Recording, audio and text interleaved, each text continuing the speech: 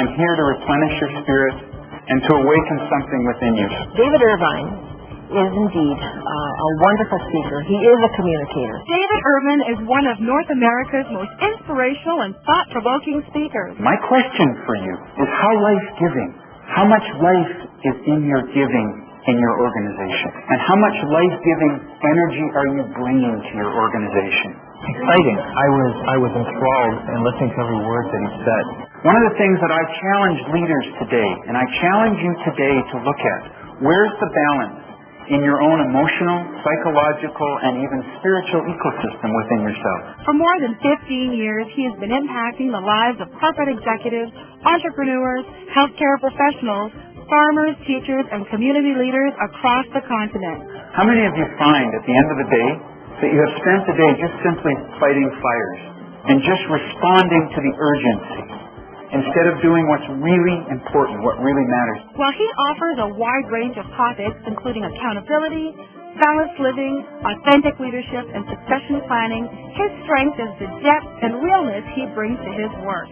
Hello, my name is David Irvine, and I'd like to welcome you to this promotional video.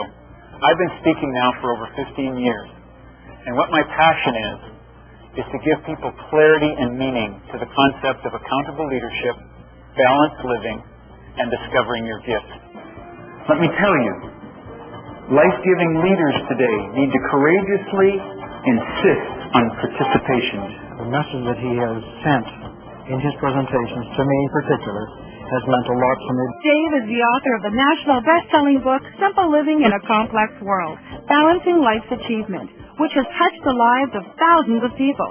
He is also the co-author of the national best-selling book, Accountability, Getting a Grip on Results, a thought-provoking and practical book for leaders in organizations. We do not have a political crisis. We do not have an economic crisis. We have a crisis of accountability. And perhaps what I really mean is we have a crisis of maturity, because we have not fully grown up and taken responsibility for our own lives. We still expect our organization to treat us as parents. We found that in this very large organization of well over 10,000 employees, that it became a practice of looking at accountability, the purpose of why we're here, becoming accountable. And so it started a whole trend in that workplace. We think that accountability has to do with blame. Folks, if you're blaming, it means you don't have accountability. Because when you have accountability, then you don't need to blame. But one of the things that I've discovered is that you don't raise accountability in children by giving them things. You raise accountability in children by giving them an opportunity to contribute. I don't think that's any different in the systems that we work in. People need to feel needed. There's nothing worse to one's accountability and sense of motivation than not to feel needed. I thought David was a very inspirational speaker. I thought he had a lot of good ideas, not only that could be applied in the workplace, but also in my own personal life. David holds degrees in science, human development, and social work. He is taught at 3 universities and at the Vance Center for Management. And I challenge the notion that maybe in this psychological age that has put so much burden on management, have we not also robbed employees of the opportunity to be accountable? When you hire me, you don't just get a performance or a message.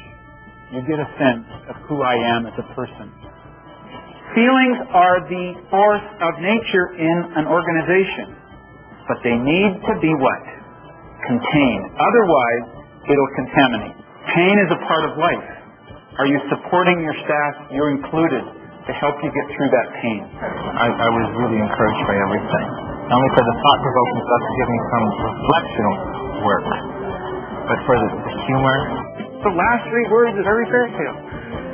Happily ever after. You ever read a fairy tale where the prince and the princess rode off into the sunset, occasionally depressed?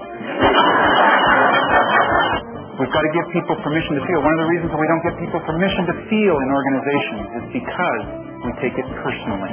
He is a phenomenal speaker. David's life is dedicated to helping leaders at all levels of an organization and community to create meaningful, vital, authentic lives. What I hope for you in your life is that you understand that there's a difference between a successful life and a meaningful life. That's my vision, is that we can begin to bring more of who we are to what we do, So there's a little overlap. I think it's inhuman to expect that your work will give you a total satisfaction in your life. How many of you found you got to have something outside of work?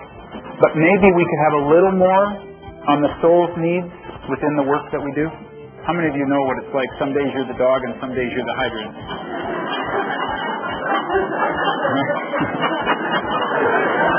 Can you relate to that? Number one, change the changeable, accept the unchangeable, and remove yourself from the unacceptable. If it goes against your values, if it goes against who you are as a person, then you really need to have the courage to be accountable to yourself to leave that relationship. I want to thank you again for watching my video, and I look forward to working with you.